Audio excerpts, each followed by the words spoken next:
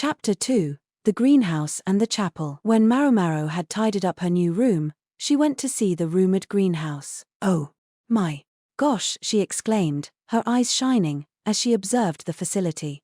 It was a building of brick and wood, parts of the ceiling and walls made of transparent glass so sunlight could get in.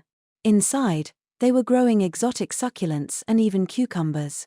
Cucumbers were a vegetable you could pluck out of the fields in summer, an easy way to get some water, but in the Western capital they were treated as rare and valuable goods. It's difficult to grow cucumbers in the West, so they're considered a sign of wealth.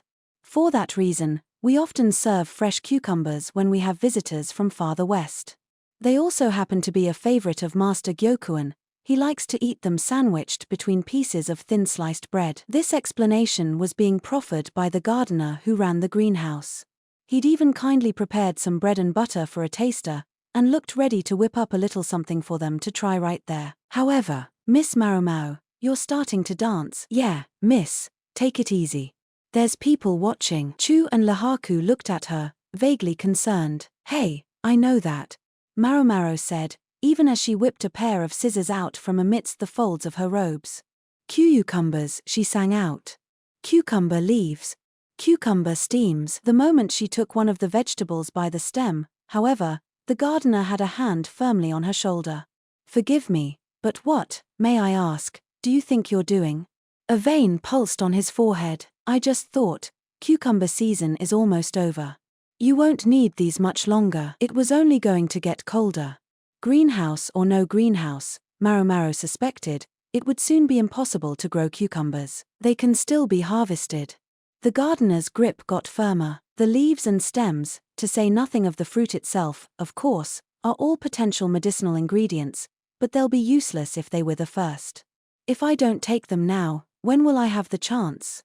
Maomao said, meeting the gardener's gaze and refusing to back down. They found themselves locked in a staring contest. "These are for food," the gardener said, his eyes bulging. "The Western capital is facing an unprecedented crisis. Medicine is in desperately short supply. Don't you think you should help?" By now, they were using substitutes for many medicines.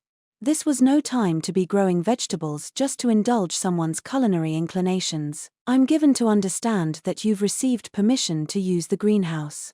I have to wonder, however, if they also told you that you could just do whatever you wanted with the plants that are already here. These cucumbers are on their way out, and they'll have hardly any nutritional value, anyway. Don't you think the obvious thing would be to use them as medicinal ingredients?" Maomao and the gardener continued their standoff. After a brief stalemate, Chu arrived with the gardener's superior. The boss gave the gardener the rundown, but the man refused to capitulate. "I don't think things here are quite what they told the Moon Prince," Chu observed. "I think this boss is the kind who avoids telling his people any bad news in order to put on a good front for the dignitaries from out of town," replied the surprisingly perceptive Lahaku, capably reading the situation. He was exactly right, and the gardener was the unfortunate victim. Here was a man who'd even had bread made so that they could try the products of his beloved greenhouse. Maomao had to admit she felt a little bad for him, but this wasn't what they had been told. "Why does he think I came to the main house?" In the end, it was decided that Maomao would use only 1/3 of the greenhouse. The soon-to-be out-of-season cucumbers would go to her, however. With many an aggrieved look at Maomao, the gardener, on the edge of tears, set about making an authorized personnel-only sign to keep her out of his succulents. "What kind of medicine can you make with these?" Lahaku asked as he helped Maomao gather the cucumbers and harvest their leaves and stems. "They're very common in antipyretics.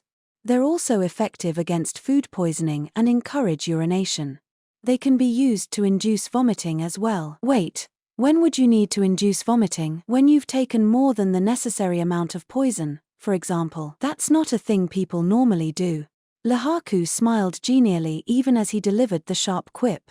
It was one of his virtues that he wasn't quick to anger, but if Maomao could have anything she wanted, she might have wished for him to have the particular quickness of wit that Lahan's brother possessed. She and the others collected the vegetables, the leaves, the stems, and even the vines. Then they pulled the naked cucumber plants up by the roots, leaving only empty earth behind. The gardener looked at Maomao as if she had killed his parents, but she paid him no mind. Somewhere along the line the duck, a perfectly ordinary duck like you might see anywhere, arrived and started pecking at the insects that emerged from the freshly turned earth. "What are you going to plant now that you've got a plot to work with?" Lehaku asked. "Good question. I was thinking maybe I'd start by just planting every kind of seed I have on hand. I don't know what's going to grow in the greenhouse, so maybe I can start by seeing what takes." "Every kind of seed? Is there space for that?" Maomao paused. "Maybe if we tear up that other cucumber plot too." It looked like sparks would fly once more between her and the gardener. Two people who refuse to give an inch are always far from the path of peace. "Miss Maomao, Miss Maomao, what's the matter, Miss Chu?" Chu seemed to have spotted something. She was pressed against the glass wall and peering outside. "There's a chapel over there. Mind if I go take a look?" "A chapel?" Chu pointed, and Maomao saw a building in the distinctive Western style.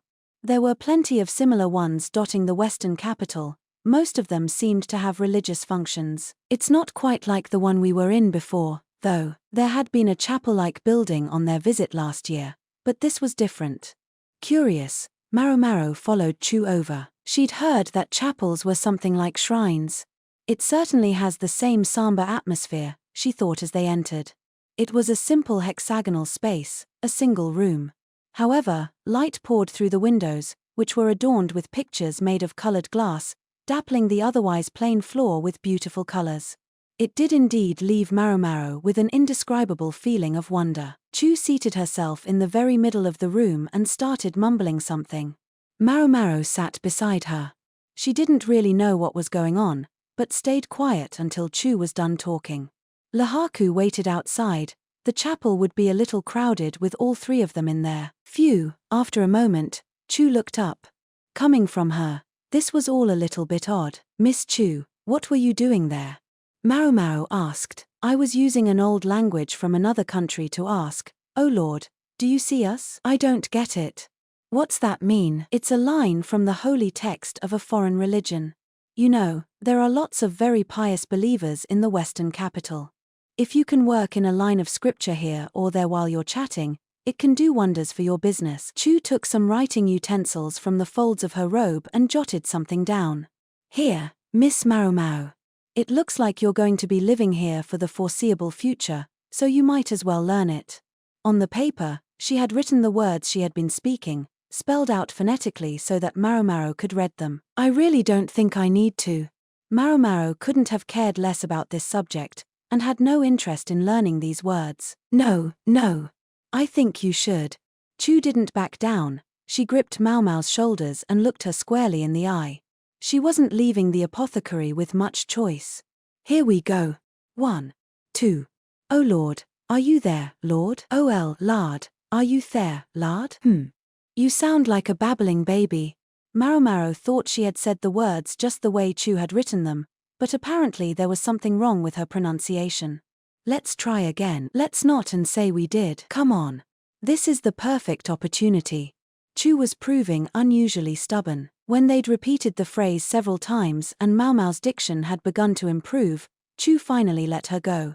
While she was at it, she taught Maomao the proper gesture of prayer, although Maomao doubted how much good it would do her. As they came out of the chapel, they caught Lehaku yawning.